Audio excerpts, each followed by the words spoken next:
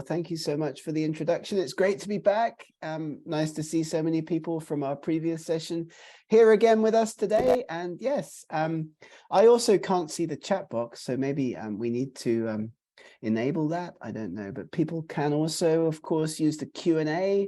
Don't be shy. We welcome your comments, your feedback, anything you'd like to say to us over the course of our session this afternoon, this evening. So thank you once again for the opportunity to do this. Gareth is my name. You've got my contact information there on the screen. And this is part two in our 4-part training series. Last week, we talked about research planning, journal selection, and starting to put together your research message, starting to put together your research article.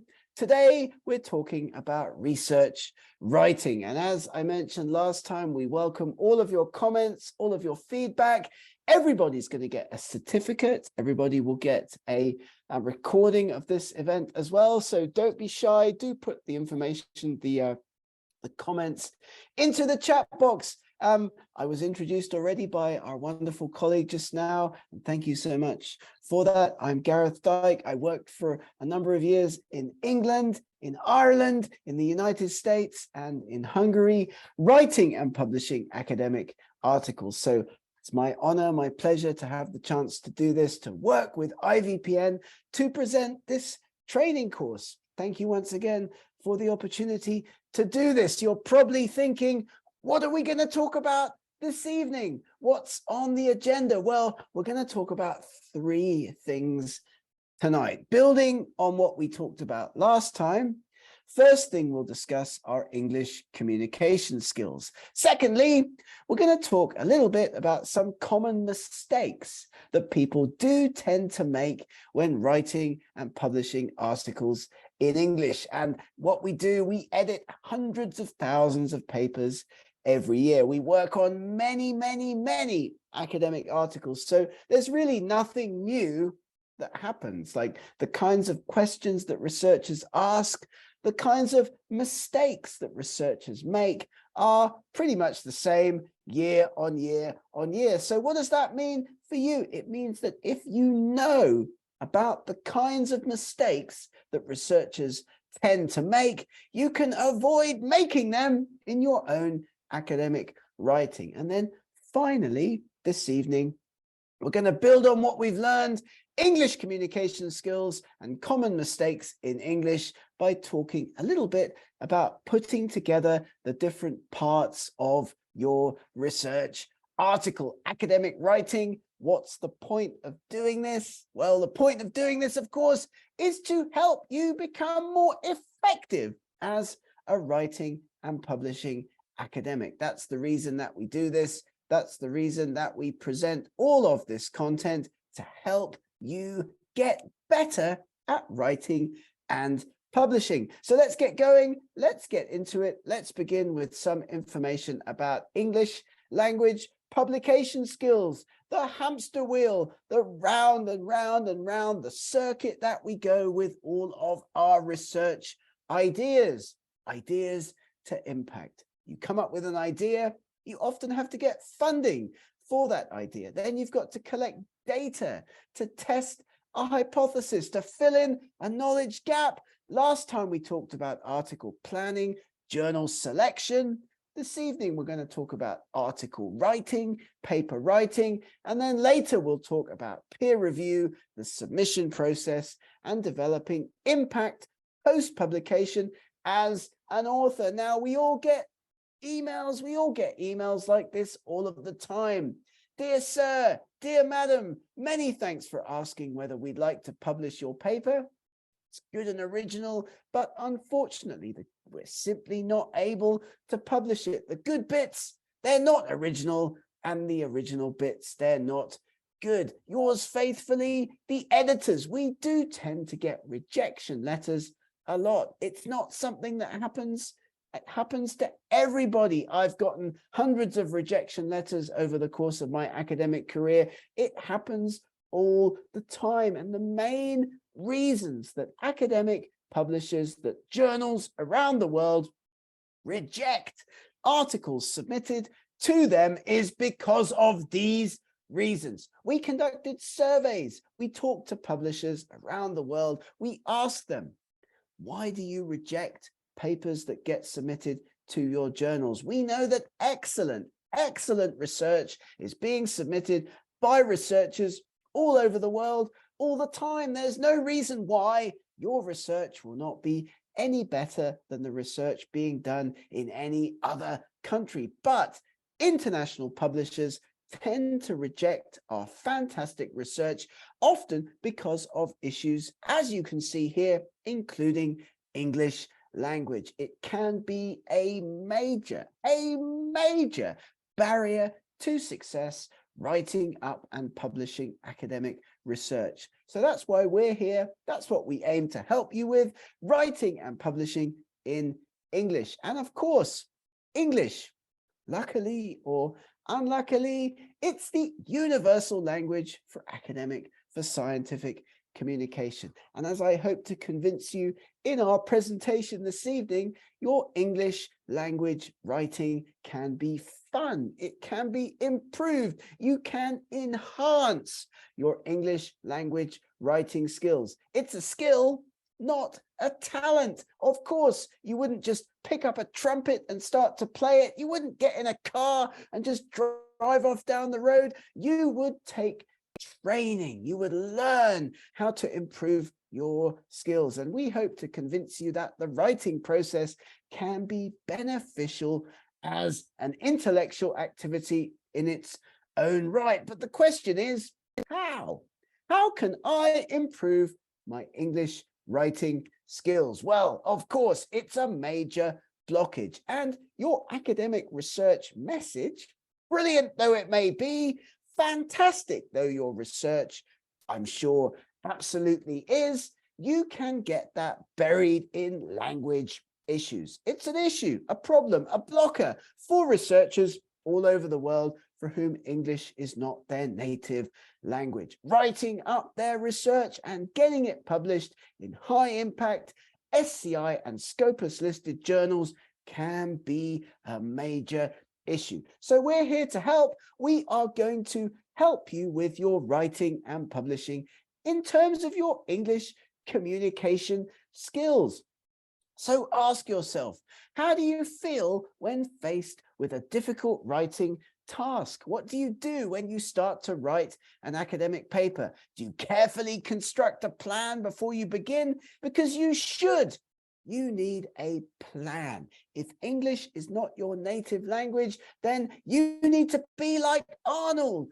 Here in the middle of the slide, you need to make a plan before you start to write. And we talked about this in our session last week. Research planning, article planning, very, very important. But of course, you may remember from our previous session last week, what's the one thing that you need to have in mind before you begin to write your next academic article? Well, you need to know your message. What is it that you want people to gain from reading your paper? What is the take-home message? And also the structure and the audience. And these come from having a target journal in mind before you start to write. Don't just sit there, as we talked about last week, and begin to type away at your computer. You need a structure. Where does the structure come from? It comes from having a target journal in mind. So be like Arnold. Think about your writing before you begin, and we will get into the main ways in which you can be effective in English, which is actually quite different from a number of other languages. Writing in English, keep those sentences short, no unnecessary words, familiar words, prefer the active to the passive voice, appropriate style and punctuation. I'll teach you about those last two, but this is a real paper published in the Journal of Applied Cognitive Psychology. The consequences of erudite vernacular utilized without necessity, the problems of using long words needlessly. You need in your English writing to keep it short and keep it simple so that other people can understand your message and understand the meaning of your paper. Don't forget that your message is critically important. That's the number one thing for you to think about as you get going with your writing. So I could write this. In order to ascertain the efficaciousness of the program, participants who took part in the survey were interrogated at some point upon program completion. What does it mean? It would be much better, much easier for you to put in something simple and effective like this. To determine the success of the program, we questioned the participants afterwards. Avoid complex writing. Keep it simple. One of the main things to do in your English writing is to keep your message simple and straightforward, keeping your readers in mind, which is something else we talked about last week. Who are the people writing and publishing academic papers in English around the world? People in non-native speaking countries. 80% or more of the research that you write will be read by non-native speakers. And Einstein, our friend, was famous for saying the definition of genius is taking the complex and making it simple. People often ask, won't using simple language in my writing make me appear less intelligent? No, no, no, no. You want to write clearly and simply to be accessible to readers in other disciplines, and of course, for readers for whom English is not their first language. Writing in your native language is a different story.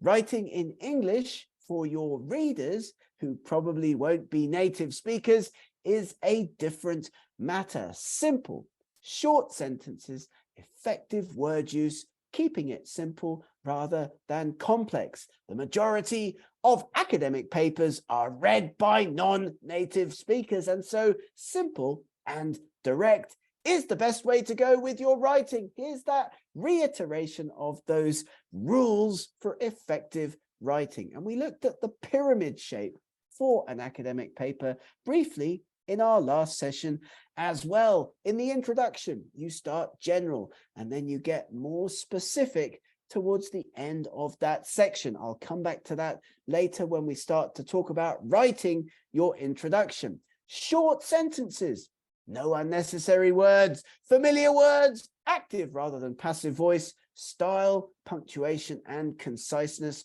are key for you to be effective communicating your work to the wider world as you begin to write and publish in English. And I'll just highlight for you in this section of the presentation some of the most common English mistakes that people do tend to make in their writing and publishing, because if you know about the mistakes that people make, you can avoid them in your own work. What are the most common mistakes that people do tend to make? Well, they do tend to get caught out plagiarizing. We'll talk about that in a moment. Tenses and switches, spelling conventions, and inappropriate word use in English academic writing. These are the kinds of things we see all the time as editors. So if you know about them, you can learn to avoid them in your own writing. They include plagiarism, which of course is where you take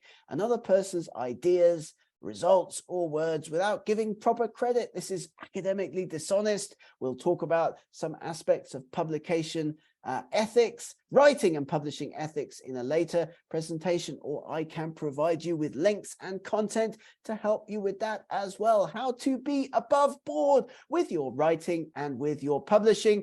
Always avoid plagiarism. But lots of academic researchers around the world are simply unaware that self-plagiarism is an issue. You can't take something that you've written before in your own work and reuse it in a later paper. I know, surprising. I've done it myself. You too tend to think, I made that map, I made that figure, I wrote that text, I can use it again in my later papers. But you can't. You've got to cite yourself. And this is an issue for academic writers. It is an attempt to take your own previously published text, papers, or research results and then make them appear new in your subsequent writing. So you can't use a data set from a previous study without making your readers aware. You can't submit a paper for publication containing data,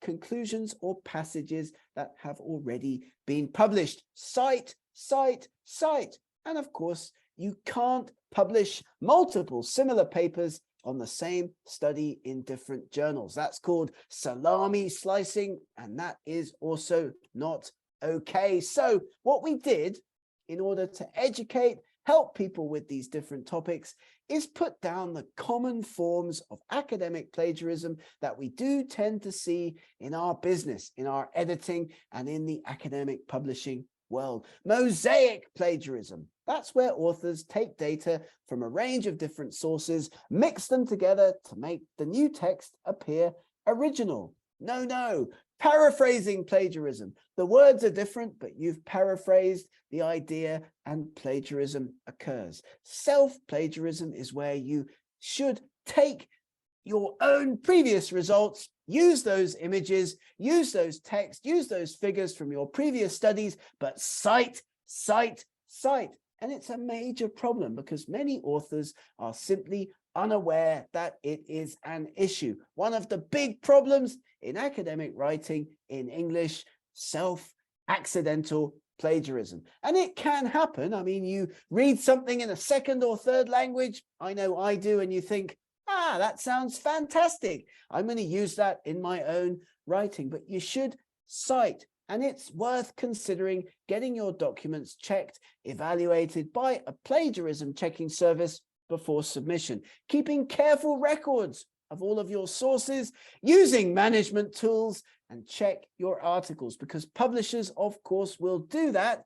They are looking for less than 10% similarity to previously published work when you make a submission to an international journal. Here's what a plagiarism check looks like. Software that searches against existing manuscripts in Crossref, in Scopus, and in other databases to see what your score is compared to previously published work. And this one's failed, 32%. That's way too high. We are looking for 10% or less in published academic work in your submission. So your paper will go through this kind of check when you make a submission to an international journal. So it's worth having this in mind when you begin the process. Number one mistake that researchers do tend to make in their English writing is accidental plagiarism. So far in this webinar, we've talked a little bit about English communication skills, and I've hoped to convince you that English language can be a blocker to publication success. Keep it simple, short sentences, keeping your words understandable because most of your readers will not be native English speakers. We've talked about that, and we've also gone in and started to talk about some of the common mistakes that people make in their English writing and publishing. Number one mistake, self-plagiarism. Number two mistake, thinking about your tenses in writing. Remember your readers, how they're going to experience your paper. Getting your message across, as we've discussed already, is often more important than being correct. One of the most common questions we often get asked, which tense should I use in the different sections of my paper? Well, keep it simple. Don't be overcomplicated. Keep it simple with the present tense as much as possible. The present tense is the best tense to use for accepted facts. I would say forget about the imperfect tenses in English in your writing. In the present tense, think about your readers. They are going to be experiencing your paper in the present moment. So present tense in the introduction, in the results, and in most of the discussion. But in the method section, as we'll talk about a little bit later in our session this evening, you will be talking about what you did. So in the past tense, of course, in the discussion as well. Some aspects of what might come in the future, some aspects of what kinds of work you might do in the future will also be important, but keeping it simple where possible. That's mistake number 2. Mistake number 3, which kind of spelling convention should you use? American versus British. American versus British. English, very, very important because different journals have different styles. Different manuscripts have different styles. Nothing drives an editor up the wall more quickly than if you mix different spelling conventions in the same paper. So do check your journal style guide. Do check your author's aim and scope to make sure if they're asking you for British English, then you are using that in your paper, as opposed to American English, but be consistent because there are a number of differences and it makes editors absolutely mad if they see different spellings of different words in American versus British in the same article. So that is worth keeping in mind. So mistake number 1 in English, plagiarism, especially self-plagiarism. Mistake number 2 in English, tenses in your paper. Mistake number 3 in English, American versus British spelling conventions. Mistake number 4, the use of the passive voice too much as opposed to the active voice. Most journals around the world these days prefer authors to use the active voice. And in English academic writing, it's not informal, it's the best approach. You have a look at your journal guide, your journal author instructions. Many of them, almost all of them, will be saying we prefer authors to write in the active voice. We recommend when writing your paper, use the active voice where possible. 80 to 90% of international journals now are asking, where possible, for authors to write in the active voice. We have incorporated, I collected, our team surveyed, we analyzed. It's easier, simpler, shorter sentences. Get your message across more effectively. Get your message across more quickly and more efficiently. So that's mistake number 4. Also, I will say as well quickly in this presentation, be careful with how you start your sentences in English. Don't start sentences with coordinating conjunctions. These words that we remember with the fantastic acronym FANBOYS: for, and, nor, but, or, yet. So we do not want those at the start of sentences. Also, avoid acronyms and abbreviations. DNA data were collected. You want to say, we collected DNA data. That puts the sentence into the first person and helps you to avoid starting the sentence with an abbreviation. Also with numbers, very important in English academic writing, avoid the use of numbers at the start of sentences. So a total of 8 data points rather than 8 data points. And don't forget as well that in English academic writing, we conventionally, that's right, conventionally write out those numbers up to 10 in full form. So numbers up to 10, we write them out in full. Numbers above 10, 11 and higher are written out as numbers in the text, unless of course they are accompanied by a value or by a set of units or something like that. But in any case, be careful with how you start your sentences. And words to avoid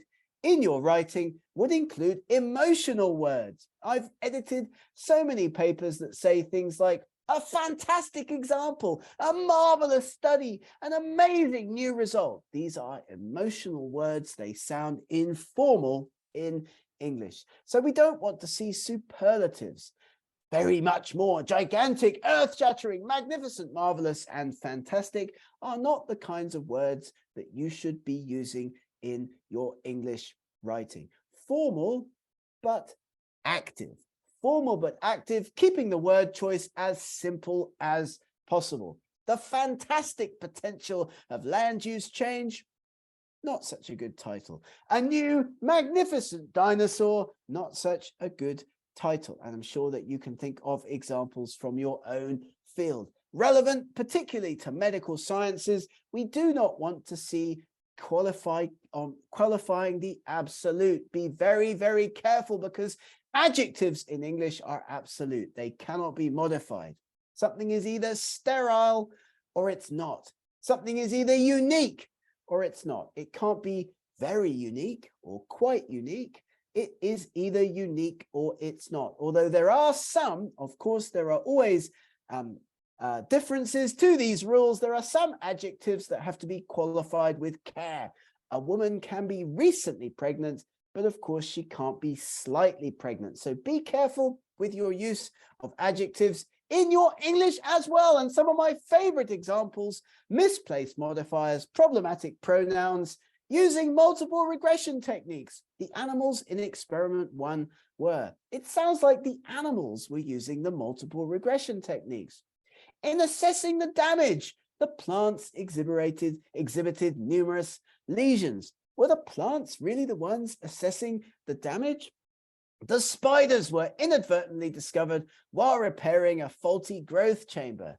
Is it really the spiders doing the repairing of the growth chamber? These are examples of misplaced modifiers and problematic pronouns for you to keep in mind in your own writing. And our favorite of all, sloppy phrases.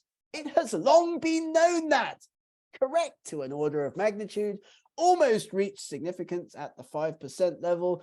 Be that as it may, however, nevertheless, indeed, keep it simple. These words are often deletable by editors. By the way, cut them out of your writing. They are a waste of words, and they often can imply sloppy thinking. Just to finalize this section, common mistakes in English. One of the big ones as well is use of the word that versus which. If the clause can be omitted without leaving the modified noun incomplete, use which. Enclose the clause within commas, otherwise that.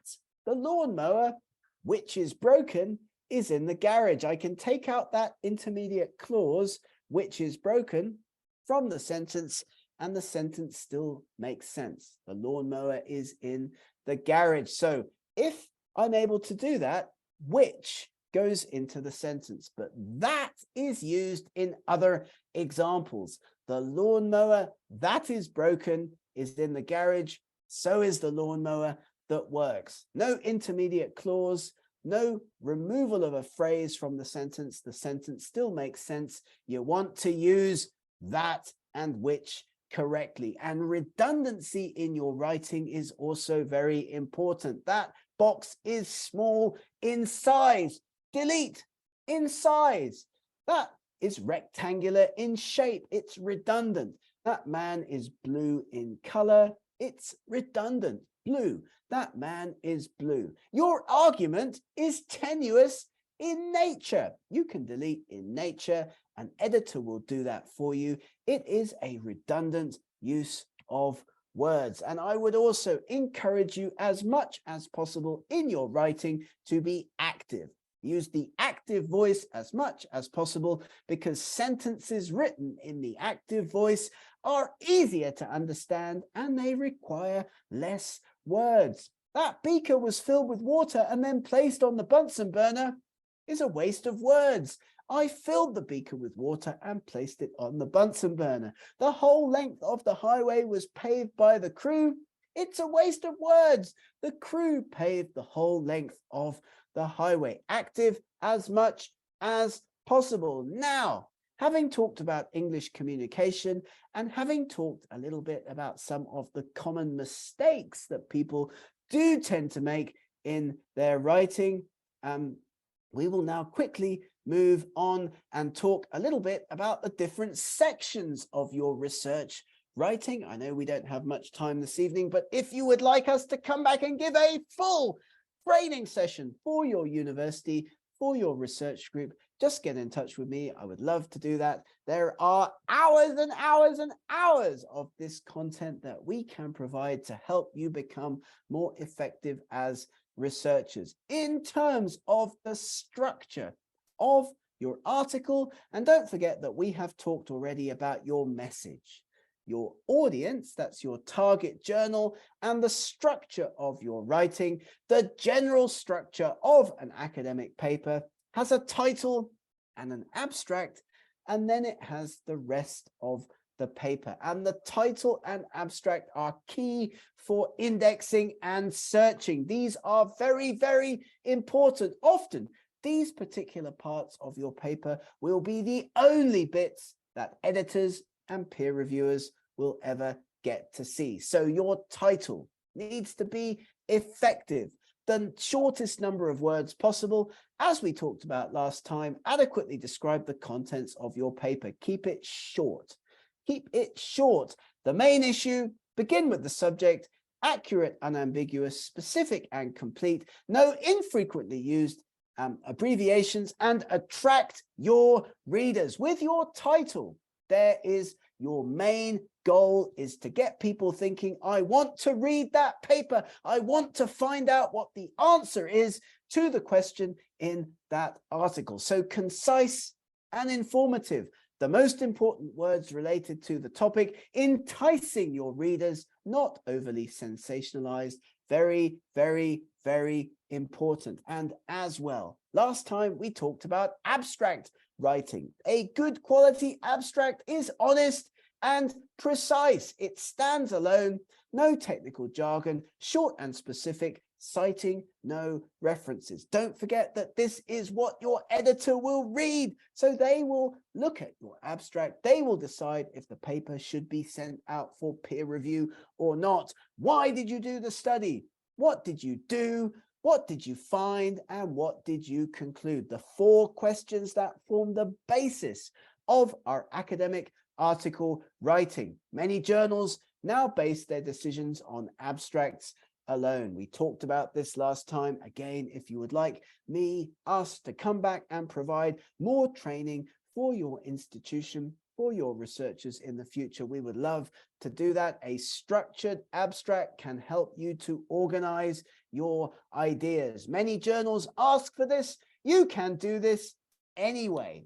Put your thoughts and ideas into a structure, background, methodology, conclusions, and significance, answering those 4 questions that we talked about already in abstract writing. You can go in with your colored marker and look at well-written articles in the journals that you admire. You will see this structure in those papers. You will be able to see the 4 questions answered in your academic article examples. If you have articles, if you have journals, if you have papers that you've seen in journals that you admire, where you would like to see your papers published, go and look at the abstracts in those papers, because structure is the most important thing. Readers, they need to know throughout the paper where they've come from, where they are now, and where they're going. A plot is needed. And we looked at that famous IMRAD academic structure a little bit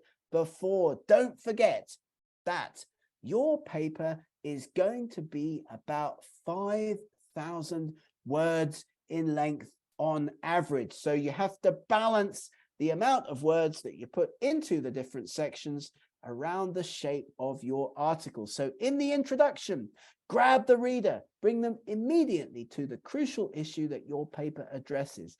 Keep the introduction short, 2 or 3 paragraphs if possible. Do not include a literature review. Nobody wants to read endless citations in your introduction. An opening sentence that takes you straight to the issue contains the most important details of the issue, a brief summary of the controversies and the best evidence, and ending your introduction with a crisp and clear research question that tells the reader how you plan to answer that question, keeping within the rules of good writing and using the active rather than the passive voice. 3 paragraphs, 3 sections for your introduction. State the question, Give the reader the state of the art, and then tell them at the end of the introduction what your paper is going to do. Remember that hourglass shape for academic article writing. You start your introduction very general, and then you get more specific down towards the bottom. You've got about 1,500 words. That's it. About 1,500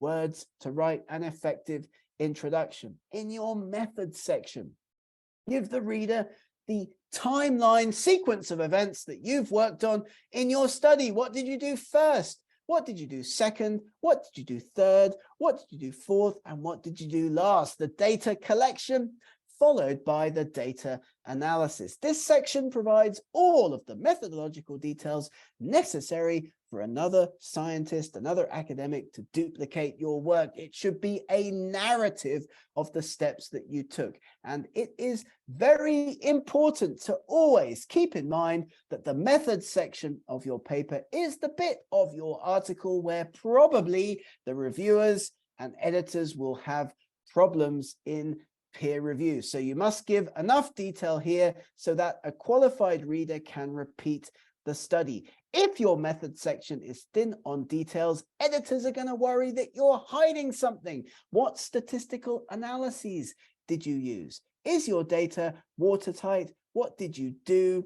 Data collection followed by data analysis. Show your method section to other researchers so that you can make sure that it is watertight before you make your submission. And often, by the way, methods and results sections have the same basic structure to them as you build out into your results. The same structure, often the same subheadings in the method section as you have in the results. In your results, you're talking about what you showed. You're talking about your data. You often make figures and tables before you start to write about those figures and tables. This section presents the results of the study, but does not attempt to interpret any meaning. As with the methods, the trick here is knowing what information to include or exclude. So make a structure, give your figures, describe your figures,